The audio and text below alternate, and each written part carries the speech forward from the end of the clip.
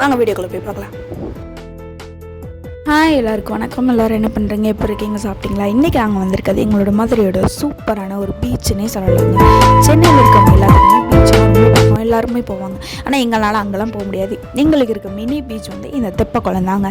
நிஜமாக அதான் உண்மைன்னு சொல்லுவாங்க. எல்லாருமே கமெண்ட் பண்ணுங்கள் சரிங்களா.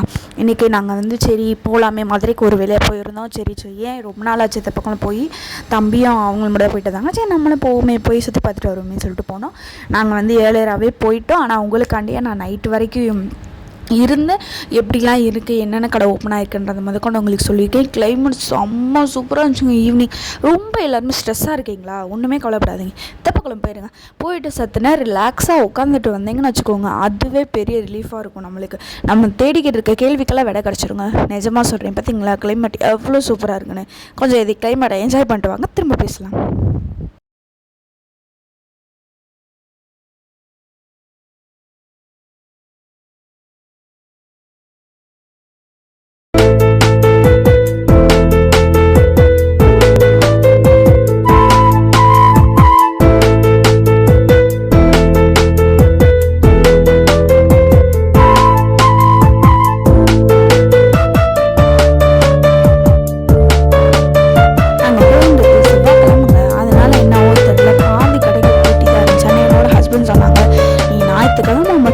அடுத்த தெப்பக்குளத்தை நீ விடவே மாட்டேன் அப்படின்னு.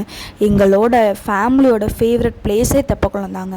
ஏன்னா உங்களுக்கு எல்லாத்துக்குமே என்னோடய வீடியோ ஃபுல்லாக பார்க்குற எல்லாருக்குமே தெரியும், நாங்கள் தெப்பக்குளத்தில் சூப் போட்டோம் அப்படின்னு நிறைய தடவை சொல்லியிருக்கேன். அந்த சூப் போட்ட இடத்தையும் நான் காட்டுறேன். மலரும் நினைவுகளாக இருந்துச்சு. இன்றைக்கி நாங்கள் அங்கே போகும்போது ரொம்ப ரொம்ப ரொம்ப ரொம்ப சந்தோஷமாக இருந்துச்சு. என்னடா செவ்வாய்க்கிழமை எடுத்தாங்க இன்றைக்கி அப்லோட் பண்ணுறாங்க. நம்ம ஆடியன்ஸ் நீங்கள் உங்களுக்கு பிடிச்ச மாதிரி நல்லா அழகாக எடிட் பண்ணுவேன். என்னால் எனக்கு தெரிஞ்சதை எடிட் பண்ணி போடலாமே, நான் எடிட் பண்ணி போட்டிருக்கேன். பிடிச்சவங்க நம்ம சேனலை சப்ஸ்கிரைப் பண்ணிக்கோங்க.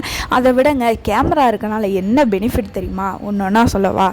நம்ம கேமரா எடுக்கும்போது இந்த வீடியோ ஒத்து கவனிச்சிங்கன்னா தெரியும் எல்லோரும் எப்படி பயப்படுறாங்கன்னு. கேமரான்னு எடுத்துட்டாலே பயப்படுறாங்க. இப்போ மொத்தம் மனுஷங்களுக்கு பயம் கிடையாது, கேமராவுக்கு தான் எல்லாருமே பயப்படுறாங்க. ஃபஸ்ட்டு வந்து போயிட்டு உள்ள நுழைஞ்சு வந்ததுக்கப்புறம் செத்த நேரம் உட்காந்துட்டு ஃபோன் தர மாட்டேன்ட்டார். அதனால் உட்காந்துட்டு மூஞ்சி தூக்கிட்டு உடனே ஃபோனை கொடுத்துட்டாரு. நான் போகிற இடத்த நீங்கள் பார்க்கணும்ல, உங்களுக்காண்டி தான் கஷ்டப்பட்டு வீடியோ எடுத்திருக்கேன். மறக்காம சேனலை சப்ஸ்கிரைப் பண்ணிக்கோங்க வச்சிங்களா. இன்றைக்கி வாங்க அங்கே என்னென்ன இன்ட்ரெஸ்டிங்கான விஷயம் இருந்துச்சு பார்க்கலாம். தெப்பக்குளம்னாலே இருக்கிற மிகப்பெரிய விஷயம் என்ன தெரியுமாங்க, வெளியில் கிடைக்கிற பெரிய பெரிய கடைகளில் கிடைக்கிற பொருள் கூட தெப்பக்குளத்தில் கம்மி ரேட்டில் கிடைக்கும். அதான் நிஜம் சரிங்களா. நான் வந்து தெப்பக்குளத்தில் ஃபஸ்ட்டு உள்ள நுழைஞ்சோடனே கட்லெட் வந்து வேறு விதமாக வச்சுருந்தாங்க, ஃப்ளார் மாதிரி வச்சுருந்தாங்க கட்லெட். அது அச்சா என்னன்னு தெரில, ஆனால் உண்மையாக சூப்பராக இருந்துச்சு. அவங்க கூட வீடியோ எடுக்க விடலைங்க. இல்லை ஜாயின் பண்ணிக்கிங்க பாருங்களேன், வீடியோ எடுக்க விட மாட்டேன்ட்டாங்க. இல்லை நீங்கள் போய் உட்காருங்க நான் வந்து தரேன், நான் வீடியோ ஆன் பண்ணேன். இல்லை நீங்கள் போய் உட்காருங்க நான் தரேன் அப்படின்னு சொல்லிட்டாங்க. அப்புறம் நாங்கள் போய் உட்காந்துட்டு அப்புறம் அவங்களா தான் கொண்டு வந்து கொடுத்தாங்க. ஆனால் நம்ம விடுவோமா, எப்படியோ கேப்சர் பண்ணிட்டாங்க அதை. அதுக்கப்புறம் சரின்னு சொல்லிட்டு போயிட்டு இருக்கும்போது வீடியோ எடுத்துக்கும்போது 2 ஹிந்திக்காரங்க பார்த்துட்டே இருந்தாங்க, வீடியோ எடுக்கிறாங்க, நம்ம ஃபேஸும் இதில் வரும் அப்படின்னு சொல்லிட்டு. ஆனால் அவங்களுக்கு நம்ம எதுக்கு வீடியோ இருக்குன்னே தெரியாது. ஆனாலும் ஃபேஸை காமிச்சாங்க. ஆக மொத்தம் டிவியில் வர்றதுனாலும் சரி, யூடியூப்பில் வர்றதுனாலும் சரி, ஃபேஸ்புக்கில் எதுலனாலும் எல்லாருக்குமே 4 பேரை பார்த்துக்கிறதுல, 4 பேருக்கு நம்ம போய் ரீச் ஆகுறதுலாம் அங்கே இன்ட்ரெஸ்ட் அதிகமாக இருக்குது. அதான உண்மை. எத்தனை பேருக்கு தெப்பக்குளம் பிடிக்கும், எத்தனை பேர் தெப்பக்குளம் போயிருக்கீங்க, அங்கே என்னென்ன ஸ்ட்ரீட் ஃபுட் உங்களுக்கு ரொம்ப பிடிக்கும்னு சொல்லி கமெண்ட் பண்ணுங்கள். சோடா கலர் எல்லாமே 10 ரூபாய்க்கு தாங்க கொடுக்குறாங்க. அது மாதிரி இந்த 39 ரூபா காம்போ செம்ம ஆஃபருங்க. நிஜமாக சொல்கிறேன். தெப்பக்குளத்தில் உள்ளே நுழைஞ்சோடனே அந்த சைடு அந்த முத்துமாரியம்மன் கோயில் சைடுக்கு ஆப்போசிட்டில் இருக்குங்க இந்த ஸ்ட்ரீட்டு. அதுக்குள்ளே தான் இப்போ சொல்லப்போனால் கடைகள் நேற்று நாங்கள் போனப்போ அதிகமாக இருந்துச்சு. இந்த பக்கம் பூரா மேக்ஸிமம் கடை போட்டுச்சு. இந்த இருக்குது பார்த்தீங்களா எங்களோட ஃபேவரட் இந்த ஐஸ் வண்டி காமிச்சிருந்தீங்களா, அந்த ஐஸ் வண்டிக்கு பக்கத்தில் தாங்க எங்களோட மலரும் நினைவுகள்லாம் இருக்குது. அங்கே தான் நாங்கள் உட்காந்துருப்போம். ஈவினிங் போய் தெப்பக்குளத்தில் ஈவினிங் போய் உட்காந்து அவ்வளோ கூட்டத்தை சமாளித்து எல்லாருக்கும் சூப்பு விற்று தம்பியையும் பார்த்துக்கிட்டு எங்களோட அழகான நினைவுகள் அங்கே தான் இருக்குது. எகுத்தாப்பில் இருக்க சோடா கடையில் தான் நைட்டு கிளம்பும்போது ஒரு சர்பத் அந்த மாதிரி வாங்கி குடிச்சிட்டு 10 ரூபாய்க்கு வாங்கி குடிச்சிட்டு வருவோம். நைட்டு தான் போவோம். செம்மங்க. ஆனால் உண்மையாலே நம்ம வீட்டை விட்டு வெளியே போனால் தான் உலகத்தையே நமக்கு தெரியும். என் வீட்டை விட்டு வெளியே போனால் தான் வானமே நமக்கு தெரியும் சரிங்களா. அதனால் எல்லோரும் ஜாலியாக இருங்க, சந்தோஷமாக இருங்க. அடுத்த நிமிஷம் நிச்சயம் இல்லாத வாழ்க்கை. அதனால் ஒவ்வொரு நிமிஷத்தையும் அனுபவிச்சு வாழுங்க. தம்பி ஒன்றே சரின்னு சொல்லிட்டு ராட்டினத்தில் உட்காந்துட்டான். செம்ம ட்விஸ்ட்டு பின்னாடி இருக்குது பாருங்களேன். ராட்டினத்தில் உட்காந்து ஜம்முன்னு ஆடிட்டு இருந்தார் ஐயா. பாப்பா ஒரு பக்கம் வெறியாயிட்டாங்க. அவன் மட்டும் பாடுறானே அப்படின்னு சொல்லி பார்த்துட்டே இருந்தாங்க. அவங்களால இப்போதைக்கு உட்கார முடியாது, அதனால் அவன் சுற்றுறதை பார்த்துட்டே அது சவுண்டு வேறு கேட்டுச்சா, அதனால் பார்த்துக்கிட்டே இருந்தான். சரிங்களா, அதுக்கப்புறம் இன்னொரு ட்விஸ்ட் என்னன்னு சொல்கிறேன், வீடியோ பாருங்கள்.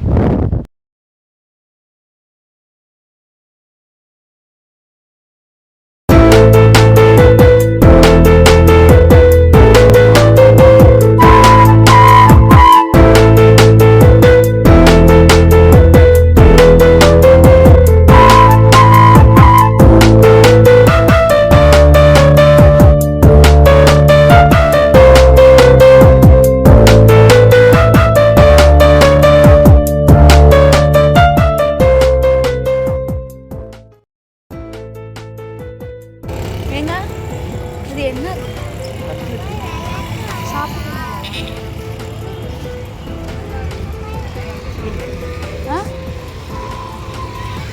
நான் கட்லெட்டா சிக்கன் தாங்க எவ்வளோண்ணா?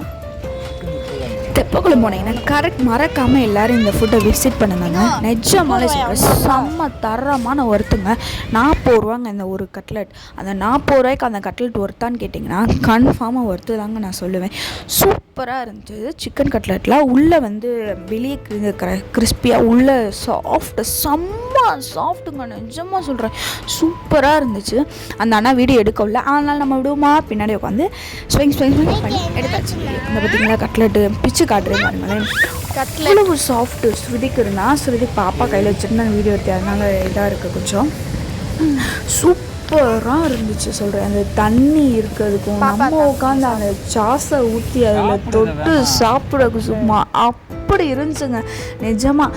அதுக்கப்புறம் அங்கே போட்டில் வேறு போயிட்டு இருந்தாங்க பார்த்தீங்களா.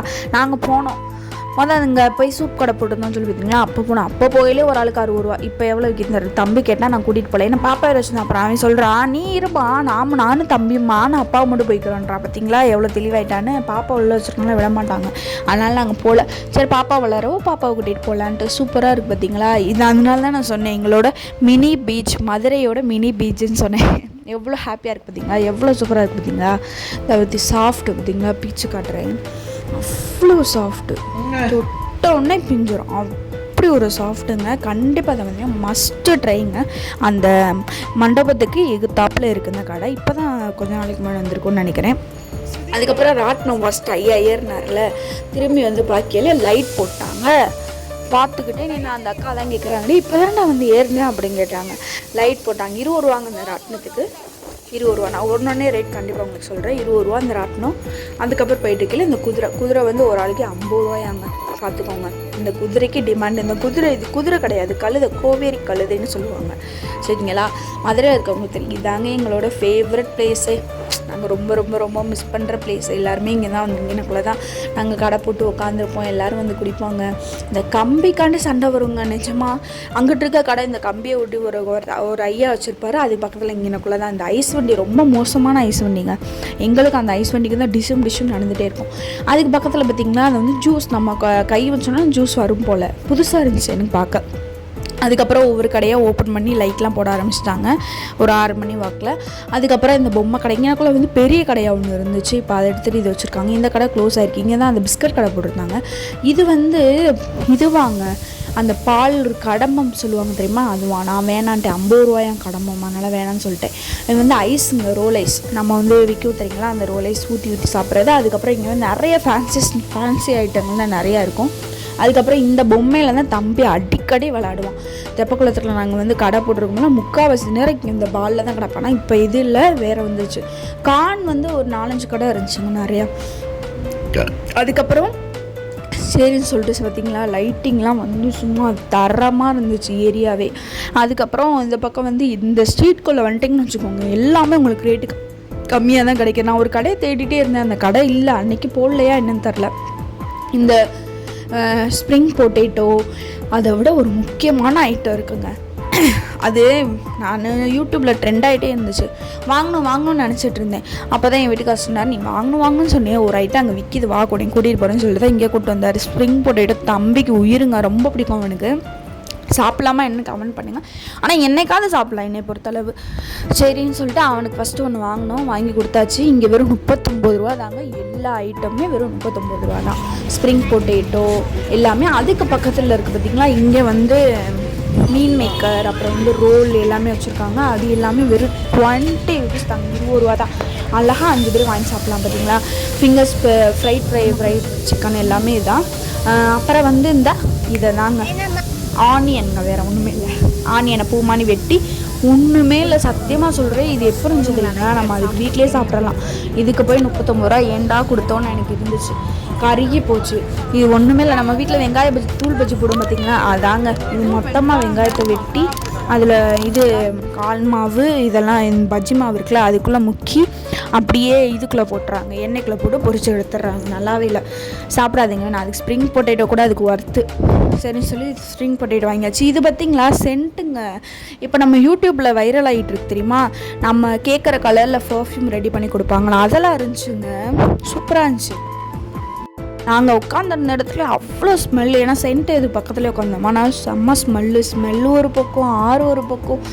அப்பா ஸ்ட்ரெஸ் எல்லாம் தீர்ந்துருச்சு அங்கே போன அன்றைக்கி. பார்த்திங்களா கூட்டத்தை. ஆனால் கூட்டம் வந்துகிட்டே இருந்துச்சுங்க. எல்லோரும் வாங்கினாங்க. ரேட் எவ்வளோ நாங்கள் கேட்கல.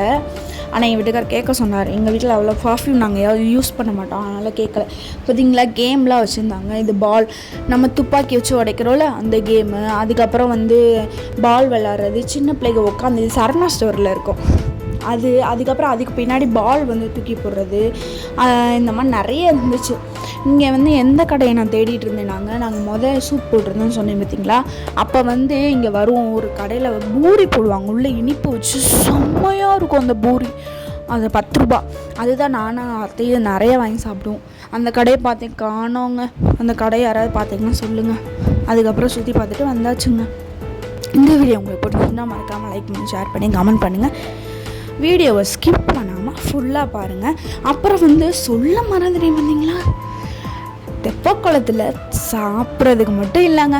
ஒரு பக்கம் சாப்பிட்றதுக்கு, ஒரு பக்கம் விளாட்றதுக்கு, இன்னொரு பக்கம் என்ன இருந்துச்சு தெரியுமா, குட்டீஸ்க்கான அழகான ஒரு பார்க்கே தாங்க இருந்துச்சு. அங்கே தான் தம்பி ஃபஸ்ட்டு அங்கே ஆட்டினான்னா, 2வது ட்ரெயினில் உட்காந்துட்டான். ட்ரெயினில் உட்காந்து ஐயா சுற்றிக்கிட்டே இருந்தார். ஃபஸ்ட்டு ஹாய்ன்னு காமிச்சார். அப்புறம் போர் அடிச்சிச்சா என்னன்னு தெரில, அதுக்கப்புறம் விட்டுட்டான். அதுக்கப்புறம் போகிறப்ப பெரியவங்களுக்குன்னே அந்த ரவுண்டர் ஆட்டணும் எல்லாரோட திருவிழாயிலையுமே இருக்கும் தெரியுங்களா. 90s கிட்ஸ்க்குலாம் ரொம்ப தெரியும். அந்த ராட்டினத்தில் உட்காந்து சுற்றி கீழே ஏதாவது கீ செயினை வச்சு இது பண்ணி எடுத்து சுத்த அது செம்மையாக இருக்கும். உண்மையாலே சொல்கிறேன், ஃபீல் பண்ணவங்களுக்கு தெரியும். அந்த ராட்டினம்லாம் இருந்துச்சு அங்கே.